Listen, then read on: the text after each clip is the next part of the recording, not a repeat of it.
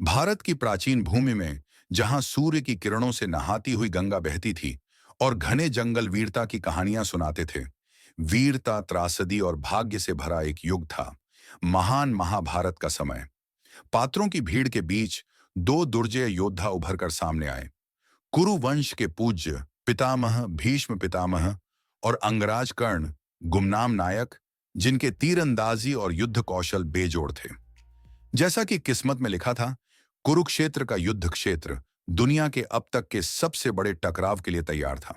गठबंधन बन चुके थे, दुश्मनी बढ़ रही थी और पांडवों और कौरवों के बीच टकराव के लिए मंच तैयार था। आने वाली अराजकता के बीच भीष्म पितामह ने कौरवों की रक्षा करने की कसम खाई थी, एक प्रतिबद्धता जो उन्होंने पांडवों के प्रति अपने गहन आदर के बावजूद अपने दिल के करीब रखी थी। युद्ध के एक भाग्यशाली दिन सूर्य ने एक भयावह क्षण का गवाह बना। युद्ध के मैदान में वीर अर्जुन ने खुद को सूर्य देव के पुत्र कर्ण के सामने पाया।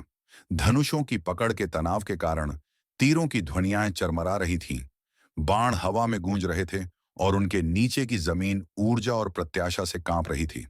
अपने कवच में चमकते हुए, अर्धचंद्र की तरह चमकते हुए, कर्ण अपने पराक्रम के चरम पर था। केवल एक साथी योद्धा ही उसके दृढ़ संकल्प की गहराई और उसकी शक्ति की सीमा का पता लगा सकता था। जैसे ही वे युद्ध के लिए तैयार हुए, भीष्म पितामह, जो युद्ध के मैदान की देखरेख के लिए एक ऊंचे रथ पर सवार थे, ने कर्ण की आंखों में एक बेलगाम क्रोध देखा, जो तूफान से पहले उठने वाले तूफानी बादलों की याद दिलाता था। उन्होंने वह देखा जो दूसरे नहीं देख पाए, अपनी गरिमा साबित करने और अर्जुन की शक्ति का मुकाबला करने का पूर्ण संकल्प, जो लंबे समय से उनका कट्टर दुश्मन था। कर्ण दुर्योधन के प्रति अपनी वफादारी से बंधा हुआ था और भीष्म को डर था कि प्रतिशोध की लपटें सब कुछ भस्म कर सकती हैं, जिसमें कर्ण भी शामिल है। उस निर्णायक क्षण में जब कर्ण ने अपना शक्तिशाली धनुष वापस खींचा और अपने बाण को निशाना बनाया, भीष्म ने एक ऐसा निर्णय लिया जो इतिहास में गूंजेगा। वह अपने रथ से कूद पड़े। उनका हृदय कर्तव्य और स्नेह से भरा हुआ था। अपनी उम्र से कहीं ज्यादा फुर्ती के साथ वह कर्ण की ओर बढ़े, जो अचानक हस्तक्षेप से चौंक गया। सबसे महान योद्धाओं के अनुरूप एक तेज गति से भीष्म ने कर्ण के हाथों से चमकता हुआ धनुष छीन लिया और हर दिशा में बाण बिखेर दिए। युद्ध का मैदान क्षण भर के लिए शांत हो गया।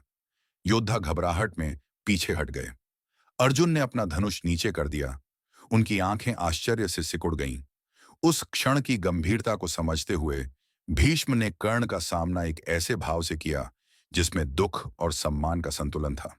कर्ण, उन्होंने कहा, उनकी आवाज मौन के बीच गूंज रही थी, तुम्हारा मार्ग सम्मान से बुना गया है, लेकिन यह प्रतिशोध तुम्हें बर्बादी की ओर ले जाएगा।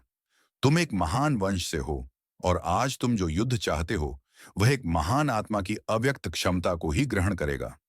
कर्ण की आंखें क्रोध और भ्रम से भर उठीं। वह अपने अस्तित्व के द्वंद्व से जूझ रहा था। योद्धा का अभिमान अपनी पहचान की सच्चाई से जूझ रहा था। तुम्हारा क्या मतलब है, भीष्म? उसने थूका। उसकी आवाज संयम से कांप रही थी। तुम मेरे खिलाफ खड़े हो? मैं केवल अपना सम्मान वापस पाना चाहता हूं। भीष्म करीब आए, कर्ण की आंखों में गहराई से देखते हुए, अंधेरे की परतों के नीचे छिपी रोशनी की झिलमिलाहट की तलाश में। सम्मान केवल युद्ध के मैदान में ही साबित नहीं होता। आपकी असली ताकत आपके भीतर, आपके द्वारा चुने गए विकल्पों और आपके द्वारा चलने वाले मार्ग में निहित है। इस युद्ध को अपने आप को वह इंसान न बनने दें जो आप बन सकते थे, क्योंकि जब शरीर गिरते हैं और धूल जमती है, तो यह प्रतिशोध नहीं होता जो युगों तक गूंजता रहता है, बल्कि वीरता और सदाचार की विरासत होती है। कर्ण का संकल्प डगमगा गया। वह भीष्म के शब्दों के वजन को समझ सकता था। एक शिक्षक, एक मार्गदर्शक, एक पिता की तरह की गहरी समझ। कर्ण ने छाया में अपने जीवन को याद करते हुए आंसू बहाए, जन्मसिद्ध अधिकार छीन लिया, सिंहासन से वंचित कर दिया। वह वहां खड़ा था, धनुषहीन और कमजोर, अपने अतीत की गूंज के साथ साथ अपने भविष्य की अनिश्चितता का सामना कर रहा था। भीष्म ने एक बदलाव को महसूस करते हुए धनुष को धीरे से जमीन पर रखा और कर्ण को सांस लेने, विचार करने के लिए जगह देते हुए पीछे हट गए। क्षण लंबा हो गया। कोई भी व्यक्ति युद्ध की अराजकता के बीच बनी समझ के जादू को तोड़ना नहीं चाहता था। आखिरकार भीष्म ने युद्ध को अपनी गति से फिर से जोड़ने दिया। जबकि कर्ण स्थिर खड़ा था, उसके भीतर भावनाओं के कोलाहल से जूझ रहा था। भीष्म द्वारा दी गई प्रेरणा बनी रही, आशा की एक झिलमिलाहट जगाती रही।